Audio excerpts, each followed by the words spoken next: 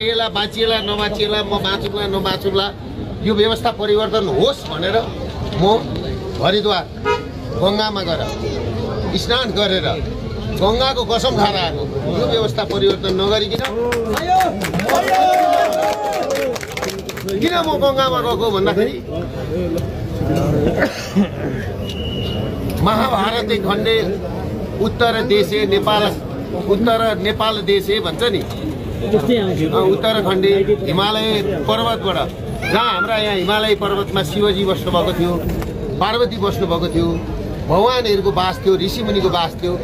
त्यही ऋषिमुनिको बास भएको ठाउँबाट त्यो पानी बगेर जान्छ र त्यो ठाउँमा भएर गङ्गा बन्छ। त्यो ठाउँमा गएर त्यही गङ्गामा गएर म गङ्गाको कसम खाएर आएको।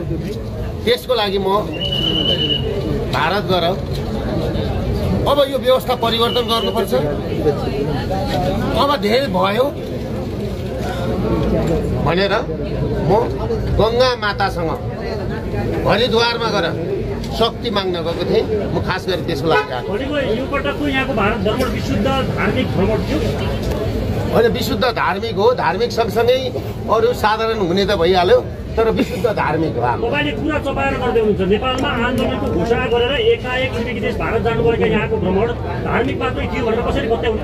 होइन, तपाईँले के भन्नुहोस् भने म दिल्ली गएको बेलामा आरजू देउबा पनि दिल्लीमै हुनुहुन्थ्यो। हजुर, परराष्ट्र मन्त्री, अहिलेको सरकारको परराष्ट्र मन्त्री। उहाँले आएर नेपालमा त के भन्नुभयो तपाईँहरूलाई थाहा छँदैछ। मैले पनि उही सुनेको होइन। म त त्यसरी त्यो हिसाब किताबले गएको मान्छे पनि होइन।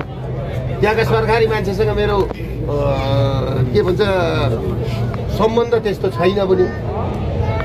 तर सम्बन्ध नभए पनि वैदिक सनातन धर्म सापेक्ष हिन्दू अधिराज्यको लागि र राष्ट्र संस्था स्थापनाका लागि चाहिँ अब यो व्यवस्था परिवर्तन गर्नुपर्छ भन्ने हिसाब किताबमा चाहिँ नेसनल इन्टरनेसनल लागेको स्थिति मैले बुझेको छु। किनभनेदेखि यो गणतन्त्रको फलको कारणले, जस्तो तपाईँले के बुझ्नुहोस् भने संसारको सबैभन्दा शक्तिशाली देश भोलि भारत बन्ने स्थितिमा छिमेकीमा बम फ्याक्ट्री राखेर नि ऊ कसरी शक्तिशाली बन्छ, त्यो कुरा एउटा कुरा हो। र छिमेकीलाई जहिले पनि सम्झाउनुपर्छ, बुझाउनुपर्छ। कुरा बुझ्नुभयो कि? त्यसले गर्दाखेरि मैले बुझेको चाहिँ कुरा के हो भन्दाखेरि अब हामी व्यवस्था परिवर्तनमा जानुपर्छ। व्यवस्था परिवर्तनै हो, गणतन्त्र फ्याँक्नुपर्छ भन्ने कुरा हो। तपाईँ आम मान्छेले के भनिरहेका छन् भने 15 गते आन्दोलनको घोषणा गरेको दुर्गा प्रसाद भारतमा शक्ति आर्जनका निमित्त गएको हो भनेर कल्पना गरिरहेका छन्। मान्छेहरूले सोचिरहेको त्यो कुरा चाहिँ गलत थियो। त्यसो भए होइन, मान्छेले त्यसरी सोच्नु त्यो चाहिँ बेकार कुरा हो। म शक्ति आर्जन गर्न गएको त गङ्गामा गएर हरिद्वारमा गएर चाहिँ नि शक्ति मागेर आएको मान्छे हो नि त। उहाँहरू जानुहुन्छ अन्तै, म हरिद्वारमा गएको हो क्या। कुरा बुझ्नु भएन? राजा गोर्खा जानुभयो। कुरा त्यहाँ छ क्या, हरिद्वार र गोर्खाको कनेक्सन। कुरा बुझ्नु भएन? त्यो हो कुरा। तपाईँ इन्डियामा हुँदाखेरि धेरै समयसम्म नबोलिरहेका राष्ट्रिय स्वतन्त्र पार्टीका सभापति रवि लामिछानेले अब भनेर भन्नुभयो। तपाईँले कुन रूपमा लिनुभएको छ? होइन, उहाँले एउटा कुरा के बोल्नुभयो भन्दाखेरि त्यो बोलेको ठिकै पनि हो होइन, तर उहाँले बोल्न ढिलो भयो क्या।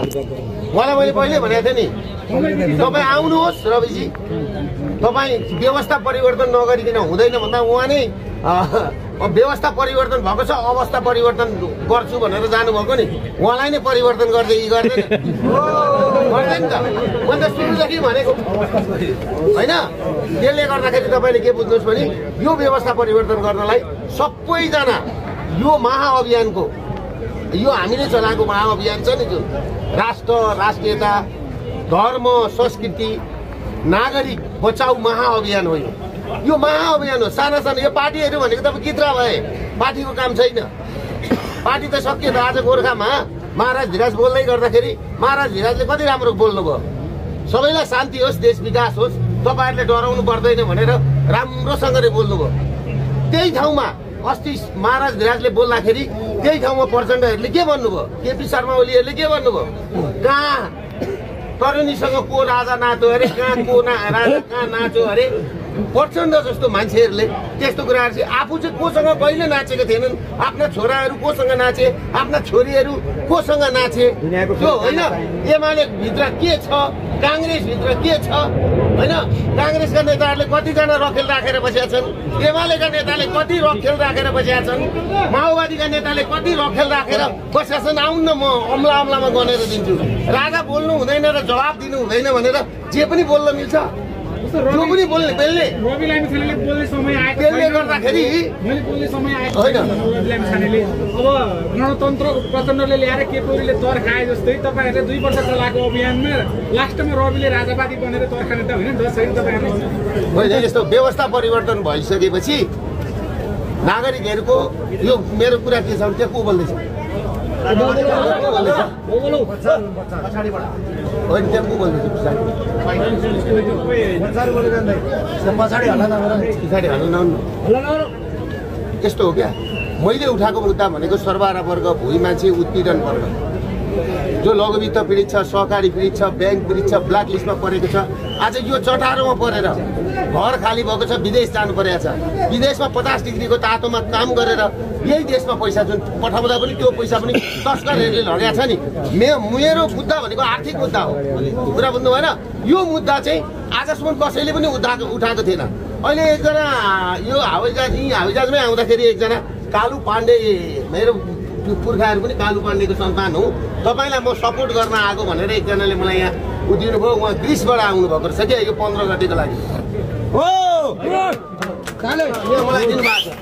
उहाँले के भन्नुभयो भने नि, हामीलाई त नेताले सबैले भुलिएको रहेछ, तपाईँले बिउजाइदिनु भयो, बिउजिँदा त हामी त नाङ्गै भएका छौँ भनेर भन्नुभयो।